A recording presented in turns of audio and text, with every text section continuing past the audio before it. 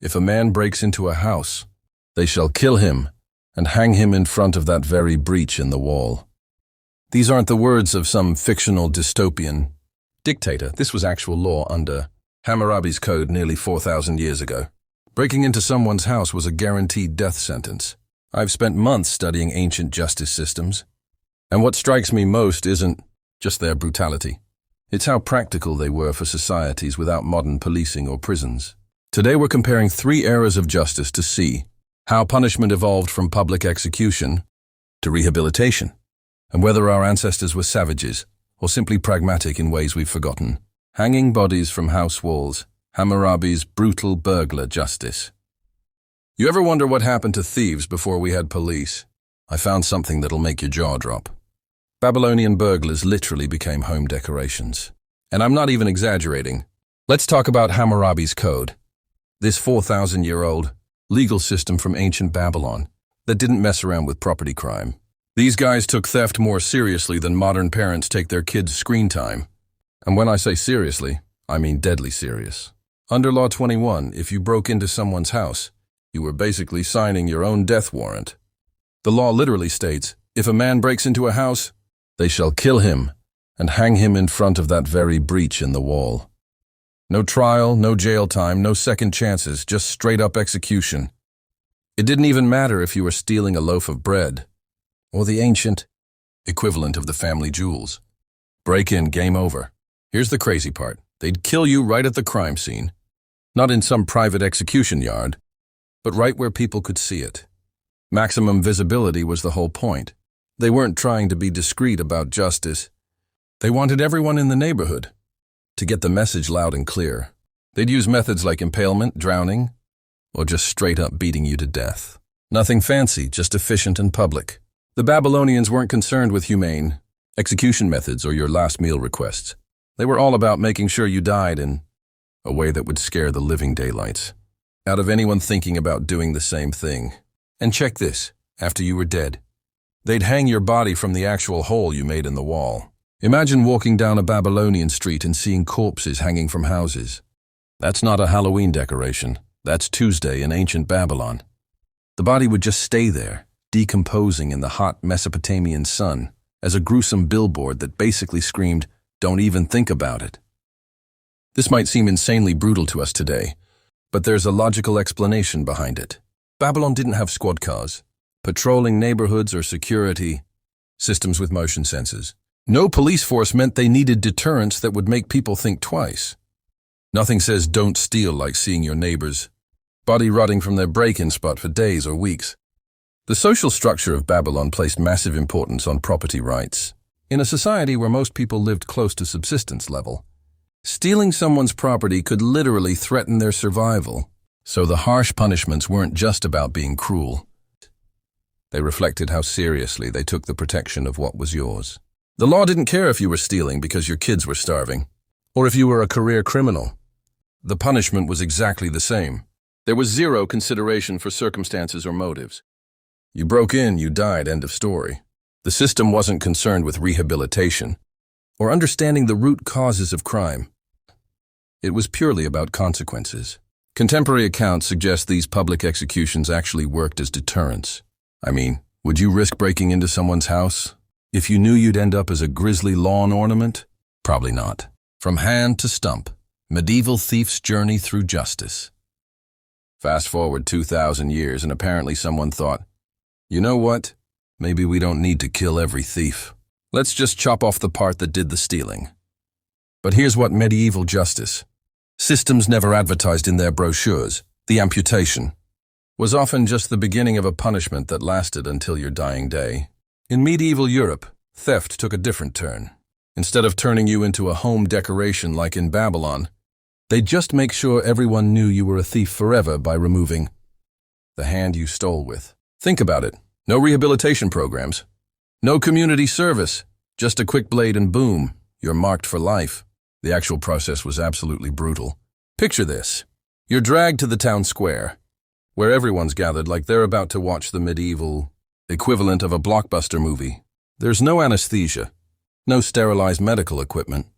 Just some dude with a sharp blade who probably wasn't washing his hands between jobs.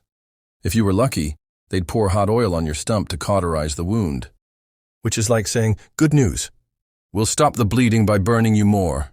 Super thoughtful of them, right? And here's the thing about medieval amputations that most people don't realize that they were social. Death sentences. When you lost your hand, you basically lost your entire identity. You'd walk around with this missing limb that screamed, thief, to everyone you met. Want a job? Sorry, can't trust you. Looking for a wife? Good luck explaining that stump on your first date. Every interaction for the rest of your life started with people seeing your punishment before they saw you. What's crazy is how these amputations became straight-up entertainment.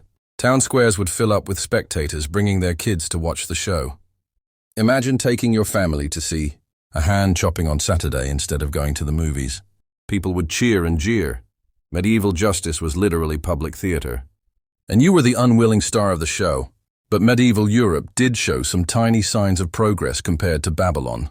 They actually considered circumstances sometimes.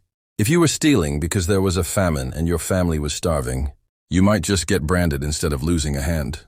It's like they were saying, we'll still permanently mark you as a criminal, but you can keep your appendages this time. How generous. And of course, medieval justice had the same problem we see today. Money talks. If you were wealthy enough, you could often buy your way out of punishment entirely. Meanwhile, if you were poor, you'd lose your hand for stealing a loaf of bread. Some class issues just never change, I guess. The wealthy thieves kept their hands while poor thieves lost theirs, creating a visible division in society between those who could afford justice and those who couldn't. The tools they used weren't exactly surgical grade either. We're talking about knives or swords that weren't designed for medical procedures. No wonder so many thieves died from infections afterward. The punishment of theft often became a delayed death sentence anyway, just with extra suffering thrown in for good measure. 4. Today's sticky fingers. Modern shoplifting consequences. Those infection-causing blades eventually gave way to something far less bloody, but potentially more insidious. Ever wonder how a modern shoplifter can steal something, get caught, and still sleep in their own bed that night? Our medieval ancestors would think we've lost our minds. Picture this, someone swipes a $50 item from Target while HD cameras capture their every move from 16 different angles. Loss prevention stops them at the door, and then nothing happens. Well, not nothing exactly, but nothing involving body parts being removed or public executions. Instead, our modern thief might get a stern talking to, maybe a fine, possibly some community service hours if it's their first offense. They'll probably sign some paperwork, get a court date, and go home to Netflix and chill. Hammurabi would be spinning in his grave fast enough to power a small city. Our justice system today is built around this wild concept called rehabilitation. Instead of asking, how can we punish this person in the most horrific way possible? We're asking, how can we fix whatever made them steal in the first place? It's like we decided that maybe, just maybe, people who take things aren't inherently evil monsters who deserve to die horribly. Even for repeat offenders who actually do jail time, modern prisons would look like luxury resorts to our ancestors. Beds, indoor plumbing, 3 meals a day, air conditioning, cable TV. Medieval executioners would be confused about whether these places are punishments or rewards. But don't get too excited about our enlightened modern approach. We've just gotten sneakier with our punishments. Instead of the quick, brutal chop of the executioner's axe, we've created slow, invisible systems that can trap people for life. Minor offenders often get hit with fines they can't possibly pay, court fees that pile up, and probation requirements that interfere with keeping a job. Miss a payment or an appointment. Congratulations, you're deeper in the hole. It's like we've replaced the physical chains with financial ones that can last decades, and technology has become our new public shaming system. Shoplifters don't get their hands chopped off, but their faces get added to store databases shared between retailers. Their records follow them online, popping up in background checks when they apply for jobs or apartments. No need for a missing hand to mark. Someone is untrustworthy. We've got algorithms and digital footprints doing that job now. Some major retailers have even stopped bothering with the legal system altogether. Why press charges when you can just ban someone from every store in your chain nationwide? Or add them to a shared database of problem customers that effectively blacklists them from dozens of businesses at once? It's a modern pillory without the rotten vegetables. What we've really done is shift our focus from the body to more abstract punishments. Instead of taking limbs and lives, we take time, money, and opportunities. We've moved from physical scarring to social and economic scarring. Is that really progress? Or just a different kind of cruelty that lets us sleep better at night because there's no blood on our hands? 5. Conclusion. So were ancient societies, just a bunch of sadistic monsters who got their jollies from public executions. And are we modern folks too soft with our community? Service and slap on the wrist fines? The truth is actually pretty fascinating. What we're seeing isn't just random cruelty or weakness. It's a profound evolution in how we view human life itself. Look at Norway versus the United States. Countries that focus on rehabilitation instead of punishment actually see lower rates of repeat offenders. That's not being soft, that's being smart. Our ancestors weren't bloodthirsty psychopaths. They were working with what they had. No police force? Better make the punishment so terrifying nobody dares break the law. The journey from hanging thieves on walls to rehabilitation programs isn't just about being nicer. It reflects a massive shift in societal values. We've gone from treating criminals as disposable to treating them as redeemable. And real talk, our technology makes this possible. We don't need rotting corpses as warnings when we've got databases, cameras, and digital records that follow you forever.